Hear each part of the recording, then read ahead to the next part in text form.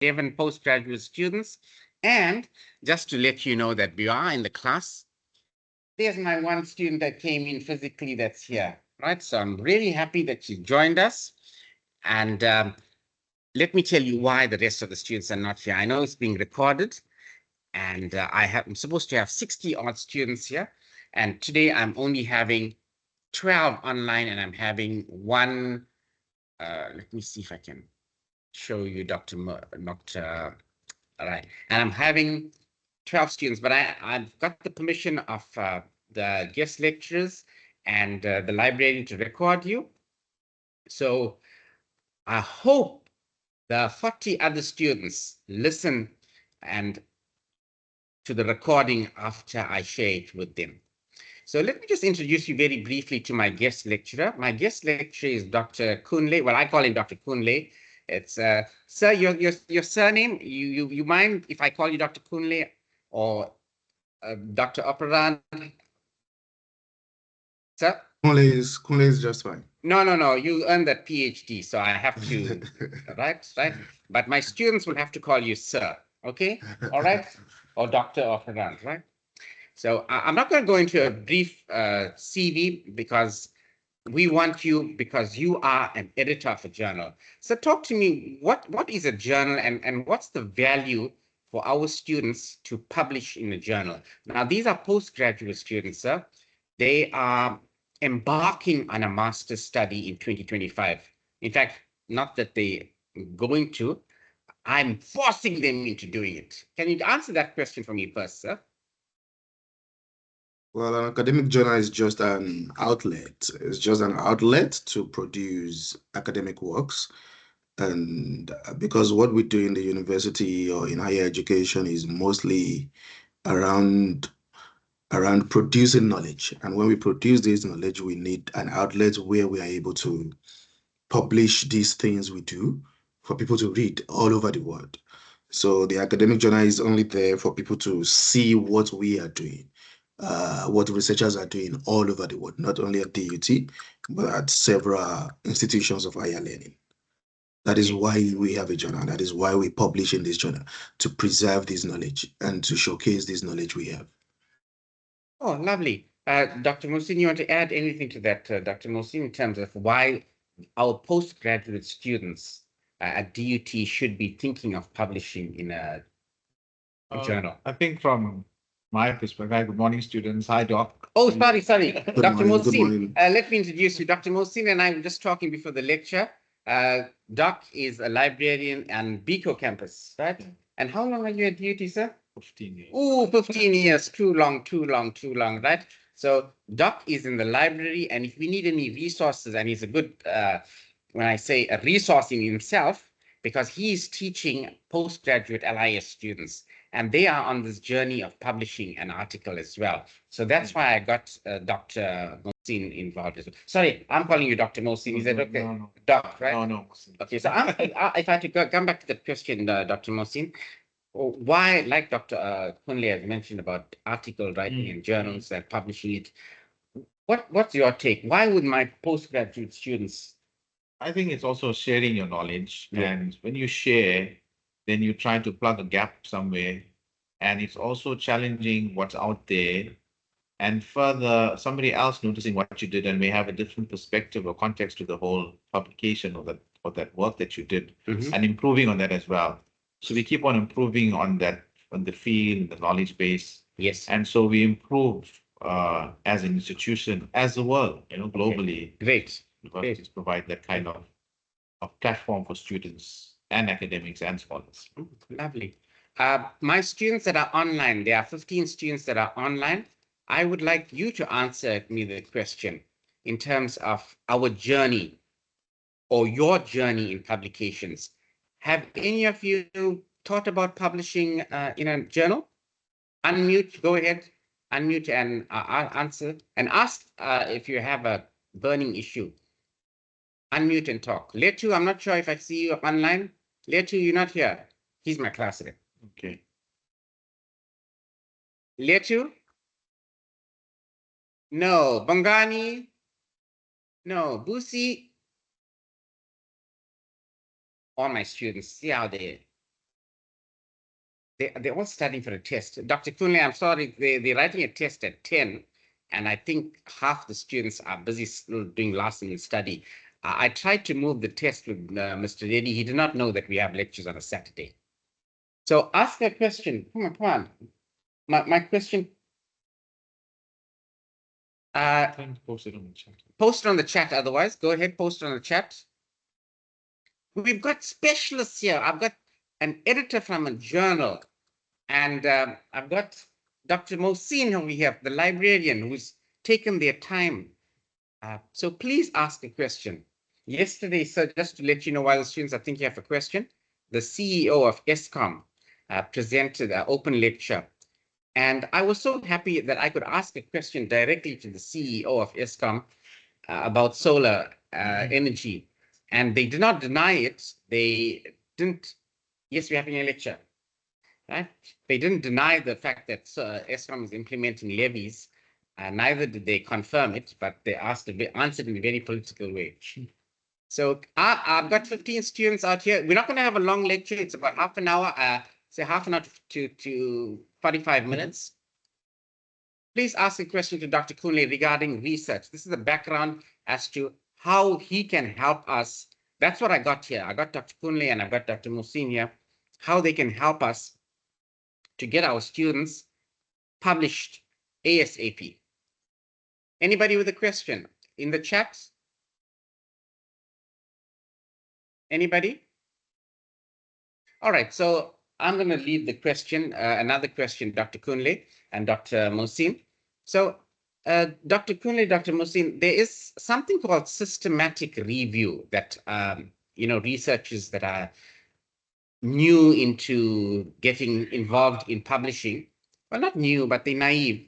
But I heard that it is slightly easier to get into publishing by reviewing other people's work and not going and, going through the process of gatekeepers permission and literature reviews and, not literature reviews. What I meant is, I'm not sure if you can help me on this, Dr. Muhsin or Dr. Kunle. I'm talking about reviewing articles that other people wrote about, and we looking at it from our lens. Dr. Kunle, I'll start you off first in terms of what is this concept of reviewing other people's work? Okay. To review other people's work is to basically assess what people have already done. Also to evaluate what people have already done with the mind of generating some sort of answers for a current research. So if I am trying to do something for now, I have a topic, I have a question in mind, and I try to answer this question using empirical evidence, what people have already published, which of course could be published maybe in an academic platform, or maybe published through some other database, some other online tools, etc. So I'm trying to generate answers from these different databases. And meanwhile, there is a lot of things have been published on this topic, for instance. So by reviewing these things, I am trying to generate answers and trying to summarize maybe what these different studies have already done in order to lead to the answer that I am trying to generate for my own research question. That is the general idea of reviewing what has already been done. Okay, thank you. Dr. Muhsin, I'm not sure if you can come in over here. Do I need to get gatekeepers permission and ethical clearance to do a review like this, Dr. Muhsin? No. So as Doc has mentioned, it's an empirical study, and so the data is secondary. The data is out there already. It's basically you're looking at the literature and synthesizing and summarizing what experts are saying about the topic to look at your research question, and to maybe see if it's actually feasible for you even to do the research, to take it a step further. Because the systematic review will then show you might have a certain question or maybe let's say smart smart institutions in South Africa. I'm going to help you, Dr. Muhsin. I know I'm throwing you at the deep end.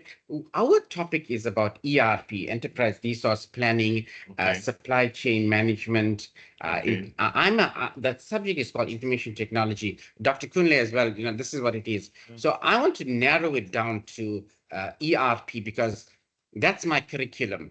My students, let me tell you what I want ultimately, Dr. Kunle and Dr. Muhsin. I want 60 of my students to register for masters next year, 2025. And at the end of 2026, 2027, they will get their masters and they're going to go into PhD studies. And they're going to be like Dr. Kunle, Dr. Muhsin, me, Dr. Govender. Then I'm going to have Dr. Busi, Dr. Letu, Dr. Sydney. Sydney, I didn't see you. Are you around, Sydney? Sydney, put your camera on, unmute.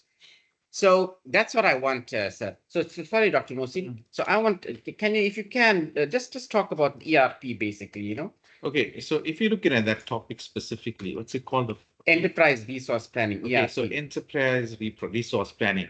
So within the context of that theme or that field, etc., you can explore that topic in many directions. So one of the directions we can consider is higher education institutions in South Africa. So you want to explore an ERP system in the exploring of ERP systems into higher education institutions, a systematic review of the literature, or global perspective, whatever you want to do. So if it's not South Africa, and in that way, now you're going to give a background of what ERPs are, etc. But don't the main area is your higher education institutions. So then it means you're devising a search strategy. Because remember, for you to be able to go and look at the literature and find relevant articles pertaining to that specific topic, you need to go and look at some of the big boys like your Web of Science, your Scopus. Those are the databases. I know the students have been using those things. And then you're going to look within the context of ERP or accounting and informatics and higher education institutions, which would be the best fit databases. So you get something speaking from a librarian's perspective now. Yes.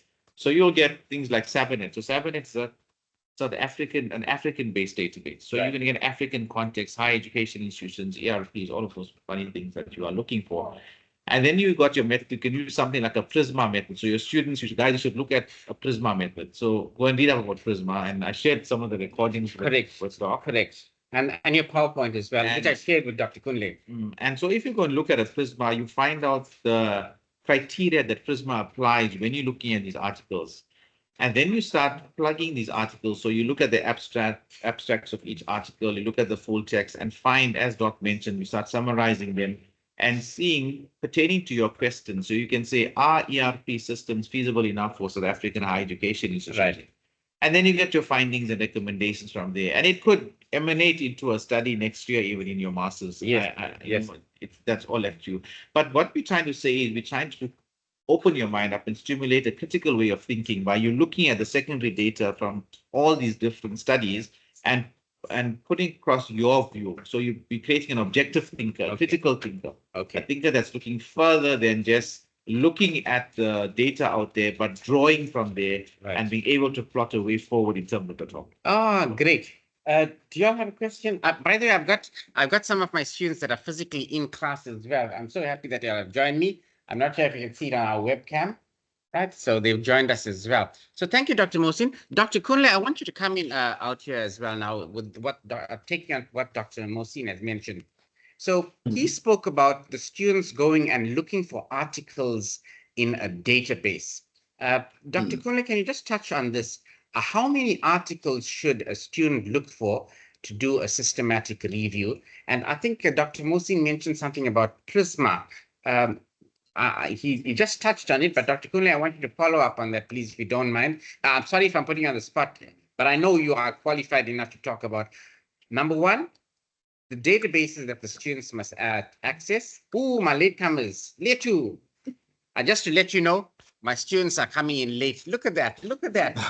Look at that. They are so naughty, right? But thank you for joining us, right? Okay, so Letu, you're going to ask the question just now, right?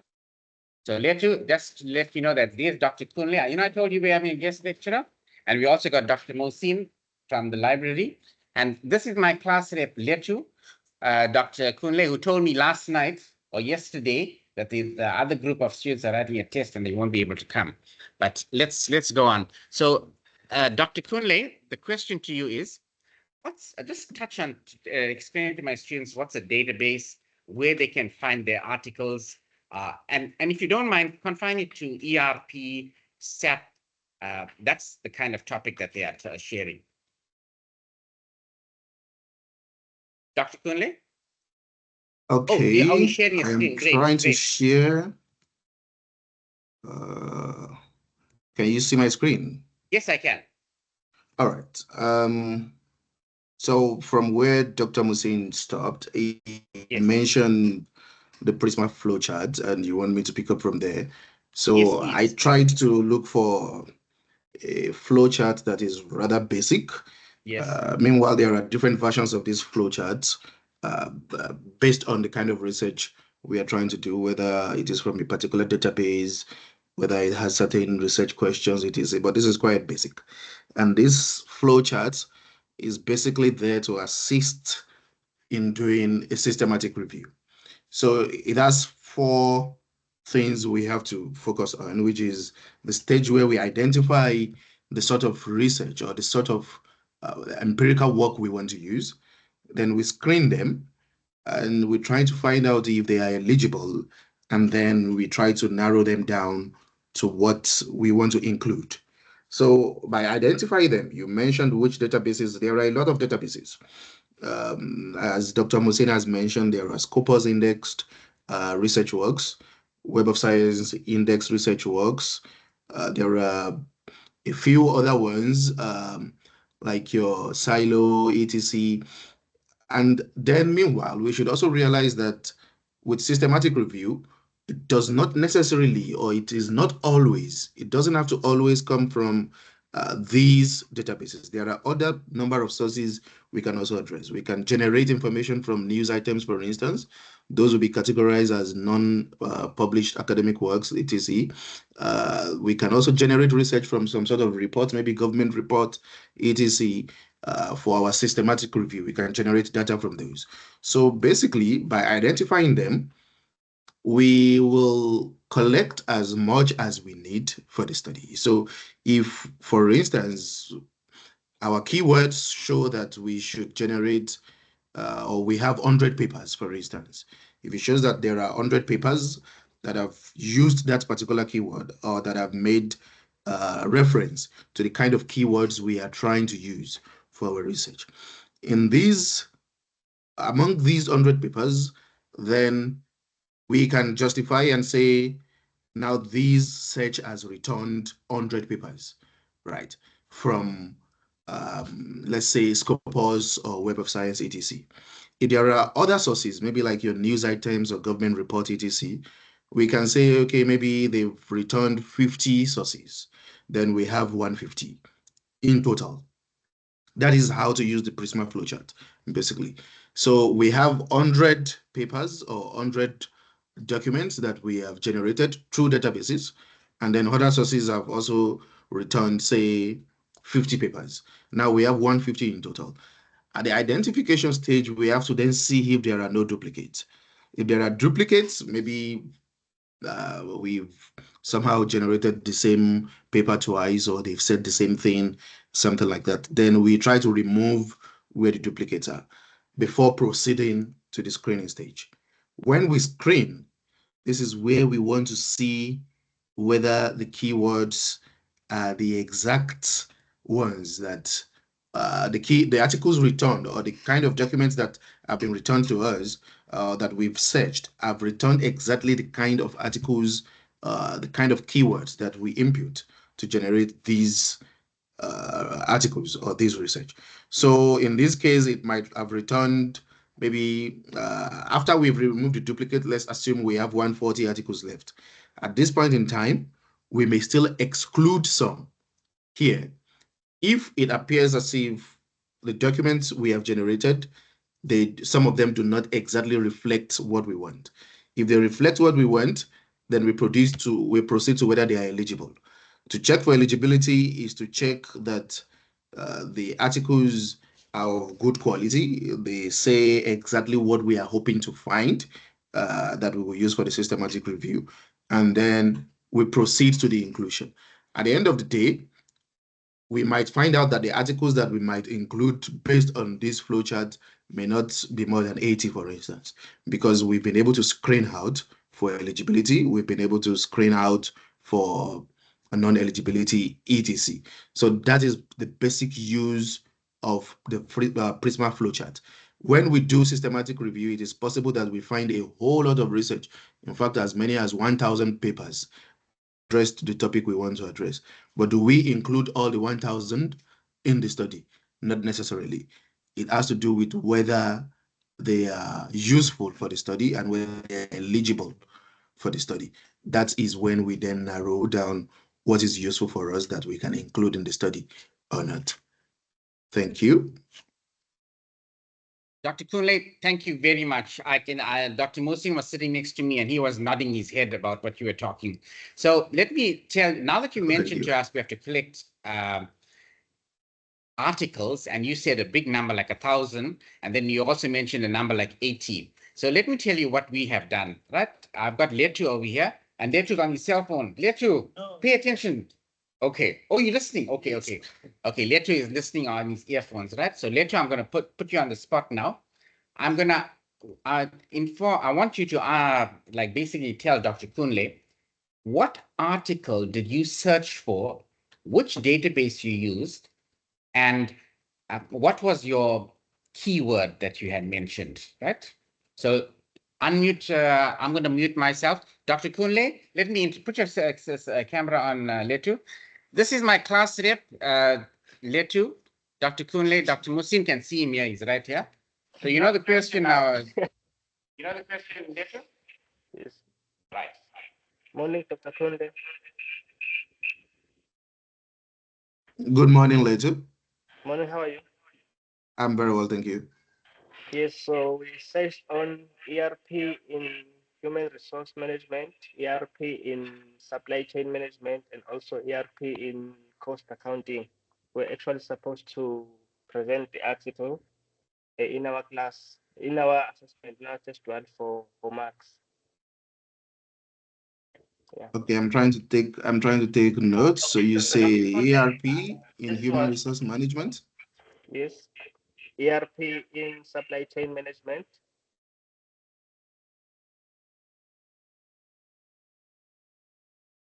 Chain management.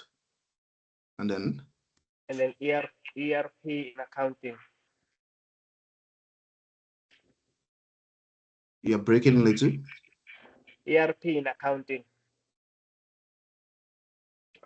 In accounting. Okay.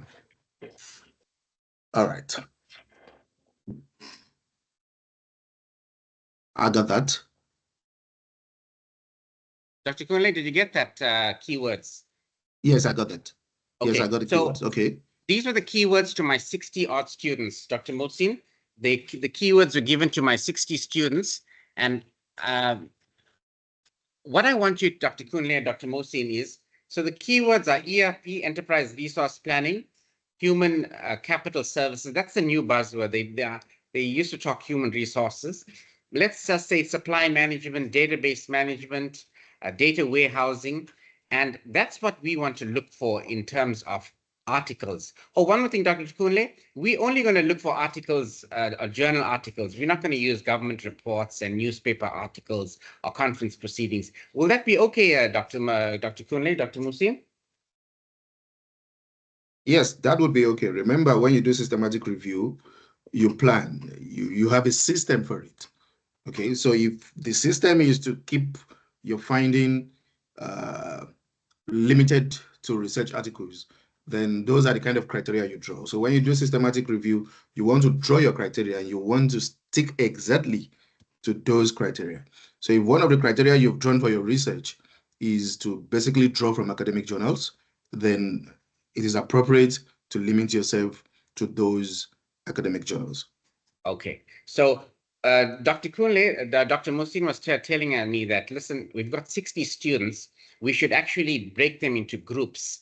And I'd like that idea as well. So Dr. Muhsin, he has experience in this, Dr. Kunle, because he broke his students into groups. Doc, can you please share your screen again with that Prisma chart, if you don't mind? Of course. I just want to, I hope I haven't forgotten it. There's certain things that are running through my mind. I Okay, just want to okay. draw your attention to. So firstly, when you're doing a systematic review, and very importantly for the students, Right. you don't do a systematic review on your own.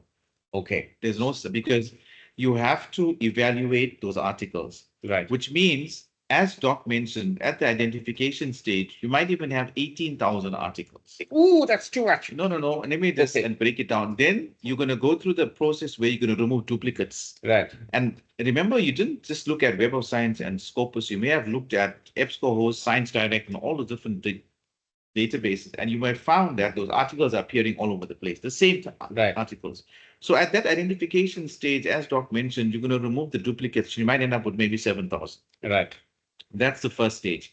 Then at the screening stage, the reason why you do it alone, together, or maybe 3 or 4 people, and you'll find this quite often, is that there's two stages to the screening stage. Right. There is the abstract stage and the full text stage. Okay. So that, as Doc mentioned, the abstract stage, you're looking at the keywords that are pertaining to the search strategy you developed that are appearing there. Okay. Now, you will do that individually for each article, and I will do that individually. Okay. Right. And then we'll do the full text separately. Right. We're going to screen each article. Okay. And then we're going to come together and we're going to decide which articles to include or exclude. Okay. That's where your inclusion and exclusion criteria comes about. And Doc Okay. spoke about that as well. Yes. Very, very importantly, therefore, a systematic review cannot be done alone. Sometimes you find supervisors doing it with their students Okay. because they want to find out, is this topic worth doing at master's or PhD level? Okay. So that's a very, very important part of this, that process. Then your eligibility criteria. Are these articles eligible enough for my study? Right. People might say, I'm looking at articles in the past 5 years. Right. And they position and justify themselves as to why the topic might be current, like AI. Yes. You know, the acceleration of AI, although it's here from 1960, but you would found that in the past 5 years, there's been a huge acceleration Okay. of that topic. And then you'll have your final content in your inclusion stage. So very, very important. But grouping. You see, and the important part also is following the method step by step by step. And so there are softwares, like there's one called Rayan, R-A? Rayan, or you can use EndNote. Write that down. You can look at the YouTube videos on Rayan. R-A? It's Rayan. There's R-A-Y-A-N. it's a. I'm not sure, Dr. Sorry, Dr. Muhsin. Dr. Kunle, Dr. Muhsin has mentioned some software, Rayan, R-A-Y-Y-O-N. AN. I'm just throwing in the deep end here. Are you familiar with software like that? No, I don't know that software. Okay, okay. So if you go onto So YouTube, thank you. There we go. I You love can- this. All you of can- us experts here. you can Rayan. go and look at that software. R-A-Y-Y-O-N. Okay. Download it. It'll show you how you can share articles. So if both of us are collaborating or 3 of us are collaborating Yes, yes, yes. on the same topic, we obviously need to screen separately. We all Right. will have our own view on the topic, Okay, on those articles, which to choose, which not to choose. okay. But before even that, your search strategy is important. I heard the search strategy. I can You tell heard you the how search it's strategy. incorrectly done. Okay, You know, okay. it needs to be relooked at. Now you've learned these are new ones. Because Brand new no, to- because I'm Yes. telling you why. Because if you're going to do a systematic review, the data you get out of the database must be relevant and appropriate to your topic. Oh, content. okay. So you need to use, like we call it Boolean operators or Okay. search operators, like your and, your ors, your nots. It'll extend the search, it'll narrow your search, it'll broaden your criteria. Right. These are important skills to have, Okay, because that search strategy, you can put it down into your article to say, this is what I use. If you click on this as the editor, you'll be able to find these articles. So I'm showing a very, very important part of the systematic review is transparency. okay, You want to show transparency that this is a topic that's there is a gap here, or there is a challenge here, or Right. maybe there is nothing there, but you want to show that there's transparency in every process that you use, whether it's identification, whether it's screening, etc. You want to show this transparency in your data. lovely. So Dr. Kunle, if I could bring you into the conversation, Dr. Muhsin has mentioned that we can't work alone. We got to work with other people or other students or researchers. So my strategy is that I've got 60 students. I want to start them on this journey. I want to reach for the stars, even if I reach the treetops, basically, right? So I'm going to break them into groups. So layer 2 will be the group leader. He'll have 5 other students with him. I'm going to have Busi, he's not here, but oh, there's my students. There's more students out there, right? They are going to be, they're going to have groups of 5, or I would say 6 max. So I'm going to have like 10 groups basically, sir. And they are going to, like you mentioned, the Boolean operators, Dr. Kunle, the Dr. Muhsin. And so the first step is we're going to get our groups in order, Dr. Kunle. So if you say the identification, we've identified what we want. We want ERP concepts. We want human resources. We want data warehousing. That's your research question. Oh, that's my research question. You haven't identified. Identification is when you find the results. Right. And remove the duplicates and stuff. Okay, so thank you, Dr. Mohsin. So please feel free. I'm a novel. That's why I got the experts here, Dr. Mohsin and Dr. Kunle. So Dr. Kunle. So if I let's get into the nitty-gritty of it now. So we've got our students. My students started collecting articles. Dr. Letu, you want to share your article with us on screen? So Dr. Kunle, I just want to show you. Letu is brand new to this, sir. We all brand new. We're all learning over here. So Letu, if you can share your article, please, on screen. Please give me a moment. There is still a question on the chat. So okay. There's a question on the chat, Dr. Kunle. If Dr. you look at Doc's first question there, Right. can you see that's where you can develop the search strategy? Oh, System how Pico. to develop the search strategy. I like this word Pico. Dr. Kunle, you mind just, it's your word there. What is Pico? Picoc. All right. So can you hear me? Yes, I can. Yes, sir. Okay, great. So as you can see, basically, Peacock allows you, or it makes it easy for you to make sure that you've streamlined your research questions. So what you are looking for must have at least 2 to 3 elements of these. In some cases, some of them might be, depending on the type of research, some of them might be silent on the research, or they might not be entirely appropriate. But firstly, you must have a research question before you do a systematic review. The research question must have a problem or a population. Ideally, the word is population, but it confuses people when you say population, because then they think you want to talk about people in particular. So your research, for instance, you're working on ERP, may not have to do with people particularly. For instance, if you're looking at the curriculum, that is not people, but under the understanding of population, even if you are looking at curriculum, the curriculum in that case is seen as your population. So basically, I also use the word problem to make it clearer that it doesn't have to be people in particular. It can also be just the problem you are looking at. Now, if you have been able to ascertain the population or the problem, which in this case, I assume it is ERP, okay, Yes. then we go further now to try to see what your interventions are, or your interests, if you like. Now, what is your interest? He says something about ERP in human resources management, if I remember correctly. Yes. Human resources management, right? So I can assume that your interest is human resources Yes. management, right? Yes. Or that is the approach, that is the method, that is the approach. In Correct. this place, then you still have to then narrow this down forward. How do you want to study human resources management? Which is Right. your method now?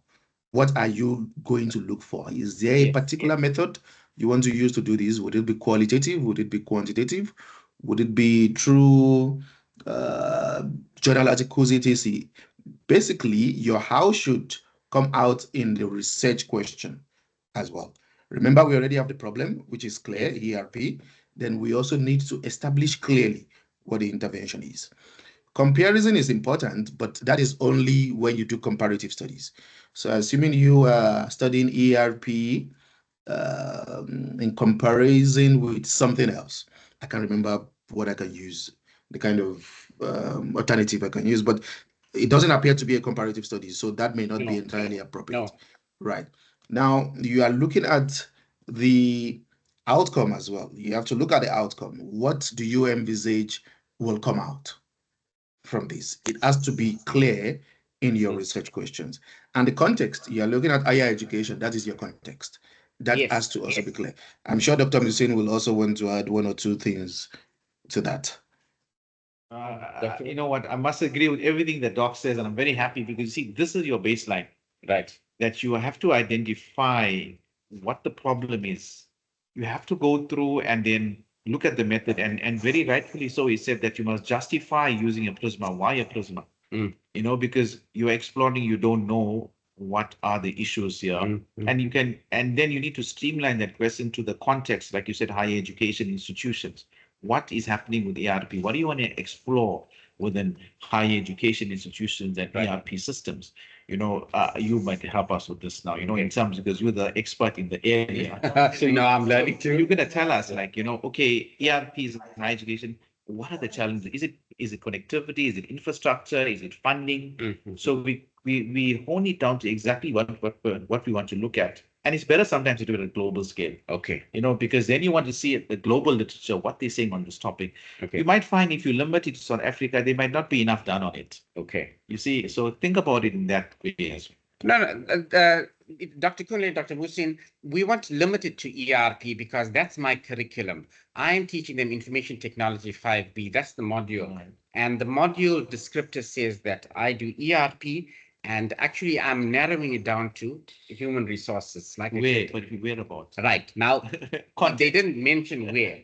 They didn't mention where. But if I could narrow it down to South Africa, Busi is not on the call, but Busi works at DUT. So maybe Busi will want to investigate implementing SAP S4HANA ERP system. S4HANA is like an Okay. example of a thing, right? Okay. At DUT. And she wants to take this further into her master's study next year, right? For her to look at it at DUT, you Yes. have to see what's happening out there. Okay. Okay. The point of the systematic review is don't think as the PhD now where you or a master's where you're doing a study to find out on a certain you have your research objective, Right. critical questions based on. It's a broader sense. It's synthesizing literature that's out there.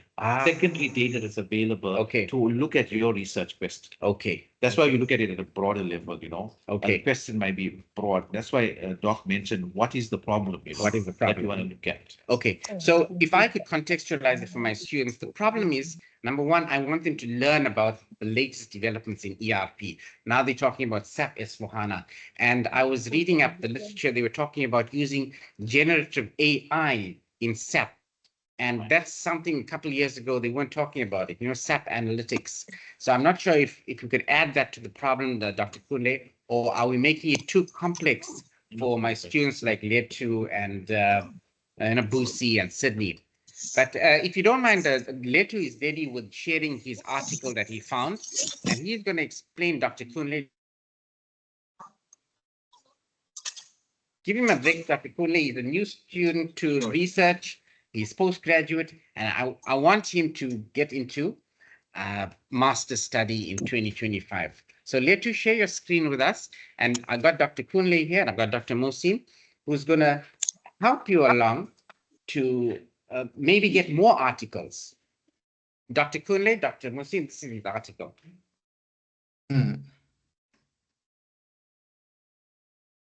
Letu, talk to us. You can see my screen. Dr. Kunle, can you see the screen? Yes, I can. Okay. Okay, so this article is about the role of ERP systems in improving human resource management processes. I went through this article. Just read the abstract. It says the study investigates the role of ERP in improving human resource management processes. The rapid environment changes led to increased demand on the ERP system, which have changed the manual effort to technology-based processes, providing solutions focusing on the integration of all departments to achieve goals for the entire organization. The HRM processes are mainly made up of two classes, strategic and operational HRM. An ERP system works to integrate both of them, making HR processes more efficient, effective, and feasible to provide support to the organization as a whole, both inside and out. Yeah, so this is what this article is about. So tell Dr. Kunle, tell Dr. Muhsin, where did you find this article starting? How did you find it? I found it on, I don't remember, because I went, like, there were many of them, so I don't remember whether it was DUT on the library or it was Google Scholar. Okay. Yeah, because there were a lot of them, but I chose. You chose it. Yeah. Okay. And what attracted you to this article, Letu? This abstract. This I abstract. just went through the abstract and fell in love with it. Okay. So Dr. Kunle, Dr. Muhsin, is that a good strategy that Letu said? He looked at the abstract and he went to the library website and he went to Google Scholar. Dr. Kunle? I think Leto has tried very well to try to screen or try to look for the eligibility or try to establish the eligibility rather of these article. As you can see, the keywords are present. ERP is present. Yes. Human resources management is present. Yes. Is on the first scale of the screening that your keywords are present in these articles. So I think he has done well to. Oh, thank you. Let's give him a clap. Give Letu a clap. Yeah. To establish the Yes, eligibility. Thank you, Dr. Kunle. All right, Dr. Mohsin, you heard this article, all right? So we want to boost his confidence because he worked very hard. Oh, and also my other students as well worked hard. Okay, don't get just to share you. All my students, I looked at the articles and I looked at the tests, right? By the way, Dr. Kunle, some of them didn't give me the articles as well, and they're gonna lose marks. No marks. No. I didn't get the articles, right? Okay, so Dr. Kunle, so Letu has done this. Now, if he wants to expand on this, Dr. Kunle, Dr. Muhsin, what's your advice to Letu, sir? Because he's only got one article. And you said we need 1,000 articles. I don't think he's going to get 1,000 articles by the end of the year. How can he get more articles, Dr. Muhsin, Dr. Kunle? All right. Let me go first. So, Letu, what you need to do is to basically look for more studies. Now, we said 1,000, 18,000. It doesn't have to get there. It's not a rule of thumb that, oh, it has to be 1,000. What we are saying is that when you search using these keywords, it is likely to return, you are likely to see 1,000 articles or 18 articles on your computer because these databases will generate articles for you that have been published in Europe, America, Australia, Africa. So your next stage is to then delimit these articles to what, after screening them, to what you will find useful. For your level of research, I don't expect you to go and use 1,000 works, especially within the short frame of time you have. So what is also important is that how to delimit your articles is you have to be sure that you have a search criteria. Your search criteria might also have to do with date, which is basically search limit. So you might want to only retrieve articles from 2019 to 2024. So by the time you search ERP and HR, human resources management, it might have returned 18,000. By the time you limit your search to 2019 to 2024, it might reduce that basically to maybe 5,000, for instance, or 3,000.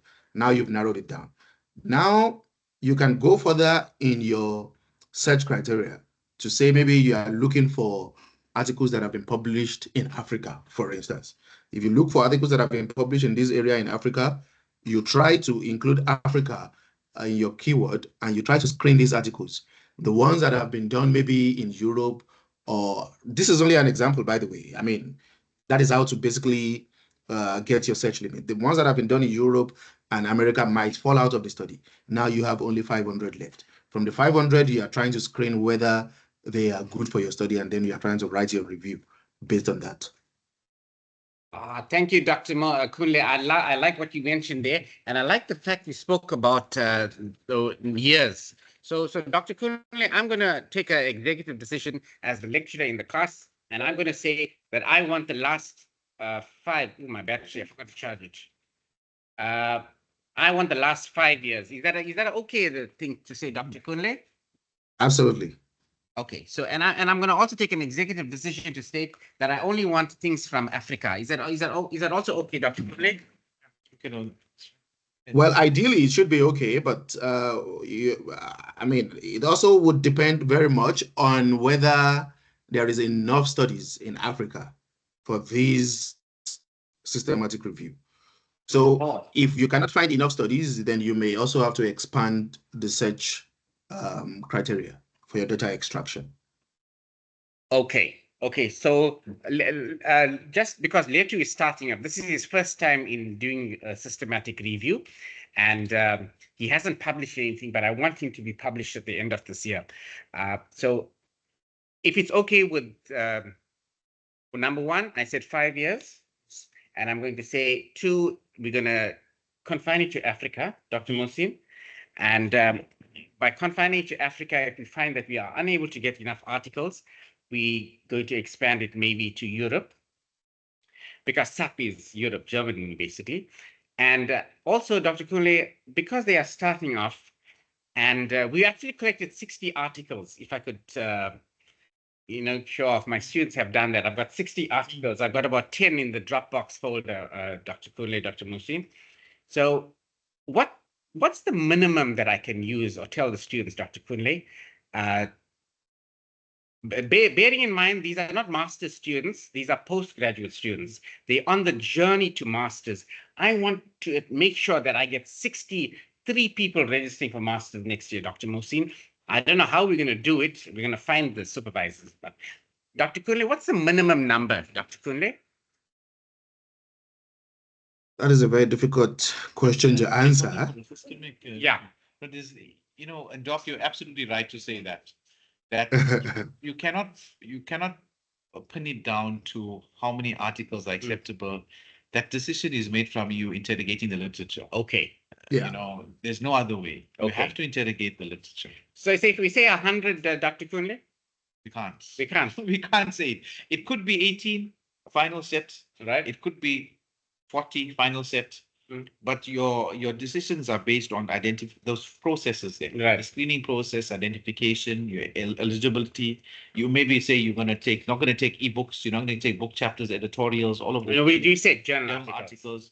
So, and so you're going to refine as you go along, and then you position yourself in terms, you're going to exclude studies from Europe. You're only going to bring them in if there's a limitation in. Right. So, all of those criteria play a part in your final set. Okay. So we can't say it's going to be 60 or it's going to be 30. You're going to have to justify your position. So can we leave it open-ended, Dr. Kunle? I think so. Okay, right, Letu? We're going to leave it open-ended. And trust me, I know if I give my students open-ended, Letu's going to give me 1,000 articles. Letu, what do you say, Letu? It's fine. Oh, listen to this. I'm recording it. Letu's going to give me 1,000 articles. Dr. Kunle, you got this. Letu's going to give me 1,000 articles. And what's important, Doc, is the research question. Okay. Because, you can look at ERP systems Right. in banking systems in South Africa. So Right. that's specific. So although ERP systems exist in higher education as HRM practice, or they may exist in any other private company, as an example, maybe Right. Toyota or some automobile industry, whatever it could be. But your question is pertaining specifically to banking systems. Okay. So when you exclude, although there'll be articles on that, from that 1,000, you're going to only look at, because you want to answer your research question. Okay. So if I could jump on and follow up from what Dr. Muhsin mentioned. In fact, Busi works at DUT, right? Okay. He's in the finance and debtors. And Dr. Kunle, I want to kind of narrow it down to higher education institutions. And I want to, in a way, investigate what had transpired at DUT, because we are implementing a ERP system. Dr. Kunle, I'm sure you're aware of it, Dr. Muhsin as well. They are implementing a SAP S/4HANA, and we've had some challenges in meeting the deadlines, and I'm sure you noticed they extended it. You see what he can do as an example is Yes. that you do a broad study in terms of HIEs in higher education institutions in South Africa. Right. And you don't say DUT, but you give broad strokes as to what the challenges have been for Right. this new system.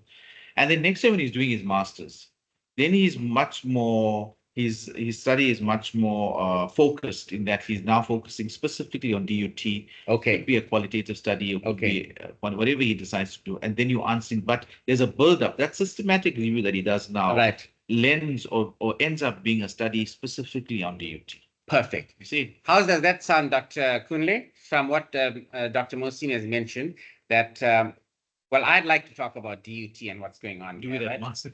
We'll do it at master's level. But for now, I'll be so happy if my students will get into it. So we've got 5 minutes left of this lecture.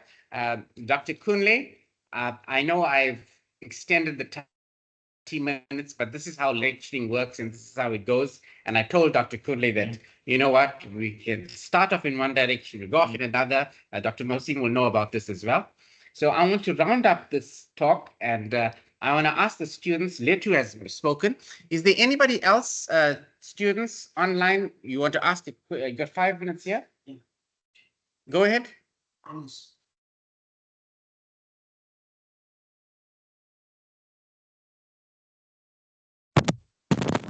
Hello, Doc. Hi. Oh. Hi.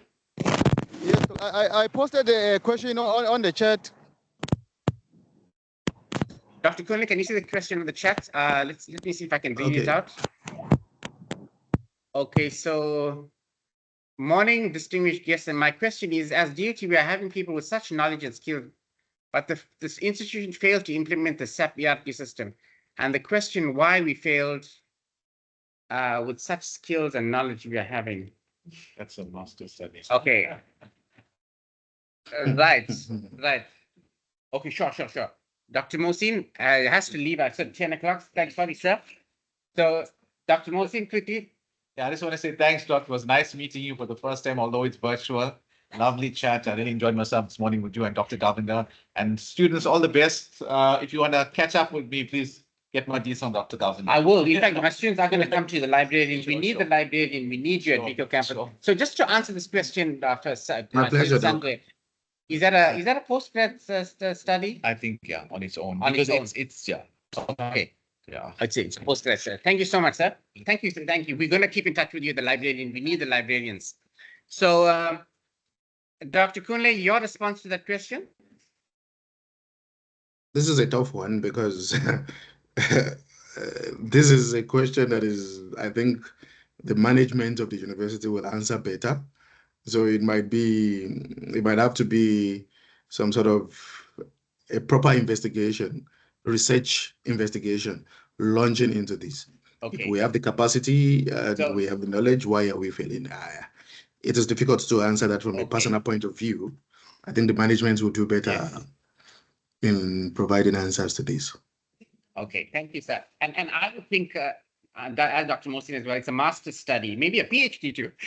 Mm, What do you say? I agree completely. Thank you It for will be that. an interesting study to Thank you. study the failures and success of the SAP system at DUT. Yeah. Perfect. Thank you for that question. So, maybe the student take it on as systematically, we find it out what is going on, and there's your master study. So thank you, sir, for that question. Is there another question here too? I knew my students would be like that. So no question. How can you? Come on, you got an expert, right? You got a right. So Dr. Kunle, just to round off, we got a minute or two. Mm. I'm aiming for the stars with my students over here. If my students had to come up with a lovely topic, and they really, would we be able to publish it in a journal, Dr. Kunle? Absolutely. Absolutely. Okay. You would be able to publish it in a very good journal, in fact. Okay. So later Absolutely. there's motivation. Dr. Kunle says if we work really hard, and I'm putting on the spot, Dr. Kunle.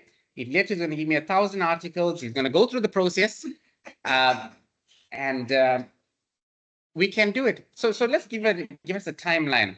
Later, you think by end of September, October, we can get 1,000 articles? Okay, so Dr. Kunle, you've heard it. Mhm. We're getting 1,000 articles from Letu Yeah. and his Yeah. team, right? So Letu is going to lead this. Letu is my class rep, and I'm so happy to end on that note. So thank you, Dr. Kunle, for your time. I know I Thank said you. half an hour, 45 minutes, but if I said an hour, we would have spoken for 2 hours. I know you've got commitments. I've got commitments as well. My students are writing a test.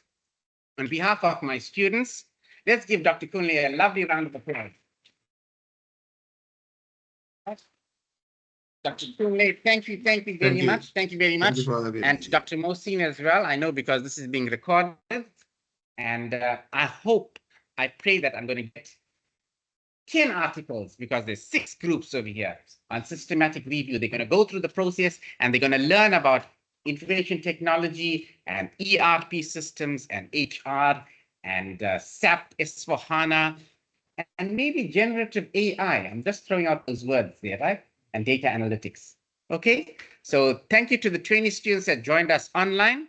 Thank you to the 1, 2, 3, 4, 5, 6, 7 students that came physically to class.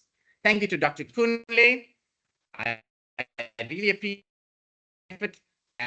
And talk to us. There's some lovely words we heard. Prisma, systematic review. We learned about the number of articles. We learned from Dr. Kunle that we must narrow it down to 5 years. And well, he said, we're not sure about the number, but Leto is giving me a and we narrowing it down to Africa, maybe expanding it to Europe or so. Right? Dr. Kunle, final words? You got a minute? Yeah, thank you very much for having me. I appreciate the engagement. Yes. Been a very long time. I taught research methodology anyway. So thank you very much. And thank you very much to the students as well. It's been an interesting time. Lovely. Yeah. Thank you, sir. Thank you, sir. Yeah, most welcome, Doc. We'll keep in touch. All right. I'll Bye, record Doc. this. I'll post this on YouTube, and I'm going to put it down that Dr. Kunle and systematic review with Letu, and there's my evidence that Letu is giving me how many articles, Letu? One last thing. How many? 1,000 articles. When, Letu? End of October is my birthday, yeah? Make sure. Right. And next year, 2025, you go to register for your masters. Right. You heard that, Dr. Kunle? That would be very great. Well done, Letu. And that goes for everybody else. All of you, 1, 2, 3, 4, 5, plus the other people on board, all of you are registering for your masters in 2020. And when you graduate with your masters? 2027. Well done. Thank you, sir. Bye. Thank you very much, Doc. Bye. Bye.